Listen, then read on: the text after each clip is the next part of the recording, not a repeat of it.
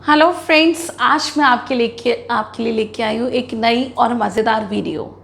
जैसे कि मेरे को पिछले दिनों में बहुत से सजेशंस मिले मेरे व्यूअर्स द्वारा, जिन्होंने मेरे को रिक्वेस्ट किया कि आप प्लीज़ इंग्लिश लैंग्वेज को शुरू से पढ़ाना शुरू कीजिए कि इंग्लिश लैंग्वेज में सेंटेंस कैसे बनाते हैं। तो आज अपनी वीडियो में मैं आपको ये सिखाऊंगी कि हम इंग्लिश लैंग्वेज में सेंटेंस कैसे बना सकते हैं। अगर आपको ये मेरा एफर्ट अच्छा लगे तो प्लीज़ वीडियो को लाइक, शेयर और चैनल को सब्सक्राइब करना मत भूलिएगा। तो चलिए आज हम सीखेंगे एक सेंटेंस बनाना, वो भी इंग्लिश लैंग्वेज में। तो चलिए, अगर मैं बात करूँ तो कोई भी लैंग्वेज सीखने की, दुनिया में कोई भी लैंग्वेज सीखने की, तो उसके लिए 4 स्टेजेस होती हैं, राइट। वो कौन सी 4 स्टेजेस होती हैं? सबसे पहली स्टेज होती है लेटर्स। उस लैंग्वेज में लेटर्स, अक्षर कितने हैं, आपको लेटर्स के बारे में सबसे पहले पता होना चाहिए कि उस लैंग्वेज के अक्षर कितने हैं। तो इंग्लिश लैंग्वेज में 26 लेटर्स हैं, starting from A to Z. इसमें से 5 वॉल्स हैं और 21 कंसोनेंट्स हैं। जब किसी भी पर्सन को लेटर रिकॉग्निशन हो जाती है, उसके बाद हम शब्द बनाना शुरू करते हैं, जिसको हम बोलते हैं वर्ड्स, राइट। तो हम वर्ड्स बनाना सीखते हैं। तो वर्ड्स बनाने के लिए हमें लेटर्स को ज्वाइन करना पड़ता है। तो आप इनमें से कोई भी लेटर्स उठा के वर्ड्स बनाना शुरू कर सकते हो। बॉल, कैट, का, राइट। तो आप ऐसे लेटर से वर्ड्स बनाना जब आपको आ गया, तो नेक्स्ट स्टेज होती है सेंटेंस बनाने की, जो कि बहुत ही इंपॉर्टेंट होती है। चाहे आप थाउजेंड्स ऑफ वर्ड सीख लीजिए, बट वो आके आपका जो एंड होता है वो सेंटेंस पे ही होता है। बिकॉज जब भी आप किसी को अपनी कोई बात समझाना चाहते हो, तो आप सिंपली वर्ड्स में नहीं समझा सकते, आपको कंप्लीट सेंटेंस बोलना पड़ता है, ताकि अगला जो पर्सन जो सुन रहा है उसको आपकी बात समझ आ सके। तो इंग्लिश में एक सेंटेंस कैसे बना सकते हैं, तो वो मैं आपको इस वीडियो में दिखाऊंगी। प्लीज़ वीडियो को एंड तक ज़रूर देखिएगा। लास्ट स्टेज होती है कोई भी लैंग्वेज सीखने की, पैराग्राफ्स। जब हमें सेंटेंस बनाने आ जाते हैं तो पैराग्राफ ऑटोमेटिकली हम लिख सकते हैं, क्योंकि हमें उसमें कोई परेशानी नहीं होती। तो सेंटेंस बनाना सीखने से पहले what is a sentence, sentence होता क्या है, पहले हमें ये पता होना चाहिए। A group of words arranged in a correct order. Words 2, 4, 5, 6 जितने भी वर्ड्स हैं, बट वो अरेंज किस ऑर्डर में हो, करेक्ट ऑर्डर में, ताकि जो हमारा सेंटेंस है वो कंप्लीट हो सके। अब ये करेक्ट ऑर्डर क्या होता है वो मैं आपको बताऊंगी। First of all, sentence is a group of words arranged in a correct order, right. तो चलिए अब हम सीखते हैं सेंटेंस बनेगा कैसे।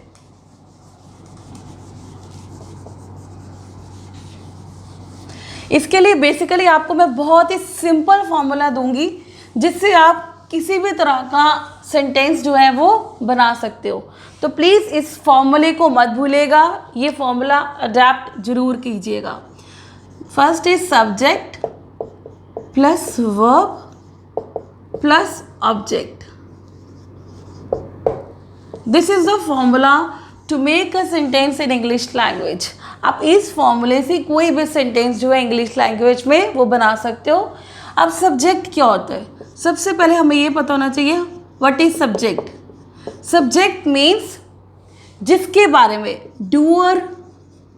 डूअर ऑफ द एक्शन, जिसके बारे में बात की जा रही है या जो एक्शन को परफॉर्म कर रहा है, right.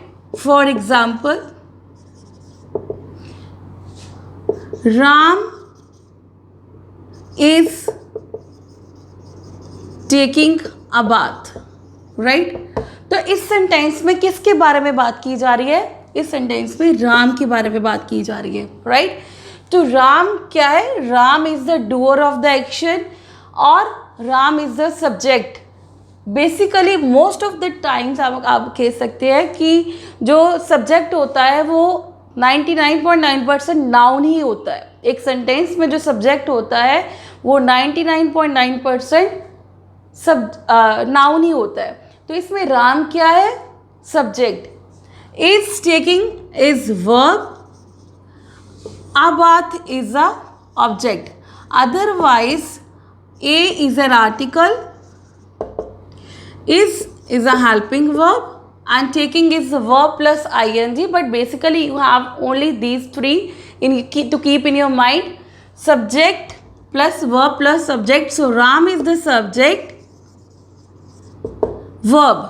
Next question is, what is verb? Verb को हम हिंदी में कहते हैं क्रिया, कोई भी क्रिया. डूइंग वर्ड्स और action words are called verbs, right. जैसे कोई भी क्रिया का होना, आई एम स्पीकिंग, तो स्पीकिंग क्या हो गया? वर्ब. मैं बोल रही हूँ, आप सुन रहे हो, आप देख रहे हो, मैं लिख रही हूँ, आप गा रहे हो, आप सो रहे हो. कुछ भी जो काम हो रहा है तो उसको हम बोलते हैं वर्ब. कोई भी एक्शन हो रहा है उसको हम बोलते हैं वर्ब. वर्ब के बिना सेंटेंस जो है वो इनकम्प्लीट है. Verb is the king. I can say verb is the king, क्योंकि अगर मैं इसमें से वर्ब हटा लूँ तो Ram a bath is a incomplete sentence. तो वर्ब एक सेंटेंस में बहुत ज़रूरी है. और एक चीज़ मैं आपको बता दूं जो कि बहुत इंपॉर्टेंट है, हम अकेले वर्ब के साथ भी हमारा सेंटेंस जो है वो कंप्लीट हो जाता है, क्योंकि सिंगल वर्ड वर्ब के साथ भी एक सेंटेंस जो है वो कंप्लीट हो जाता है. हाउ? फॉर एग्जाम्पल,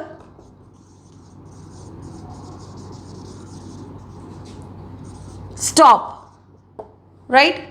तो ये it means if I say only this stop, so my sentence is complete with the full stop. So that's why we call verb as a king in English language. तो my dear friends, so जब भी आपने sentence formation सीखनी है तो उसके लिए don't go for grammar rules, क्योंकि जो आपने अपनी पंजाबी लैंग्वेज भी सीखी है तो वो आपने पहले टेंसेज, नाउन्स, प्रनाउन, ये वो सब करके नहीं सीखी है. वो आपने कैसे सीखी है? वो आपने अपने एटमॉस्फेयर से सीखी है. So in the same way English language को बोलने के लिए आपको सेंटेंस फॉर्मेशन स्किल सीखनी है, ना कि ग्रामर स्किल. जो आपको सेंटेंस फॉर्मेशन के लिए ज़रूरी चीज़ें हैं उसके बारे में नॉलेज जो है वो अपनी गेन कीजिए, उसको बढ़ाइए, ना कि अननेसेसरी के ग्रामर कंसेप्ट्स को क्रैम करके, रट्टे लगा के आप सेंटेंस या आप लैंग्वेज नहीं बोल सकते, ना ही सीख सकते हैं. तो उसके लिए प्लीज़ रूल्स को फॉलो कीजिए जो आपके लिए इम्पॉर्टेंट हैं. तो लास्ट रह गया हमारा ऑब्जेक्ट, राइट. तो ऑब्जेक्ट क्या करता है? ऑब्जेक्ट का जो काम होता है वो सब्जेक्ट के बारे में और इंफॉर्मेशन प्रोवाइड करता है. ऑब्जेक्ट ऐड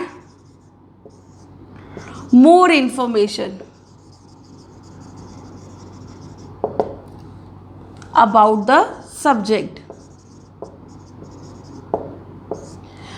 ऑब्जेक्ट का काम होता है सब्जेक्ट के बारे में और इंफॉर्मेशन देना. जैसे इस सेंटेंस में जो हमें ये राम के बारे में बता रहा है, लाइक कि राम क्या कर रहा है? नहा रहा है, या Ram is taking a bath. तो अब बात से हमें पता लगता है कि राम क्या कर रहा है, राइट.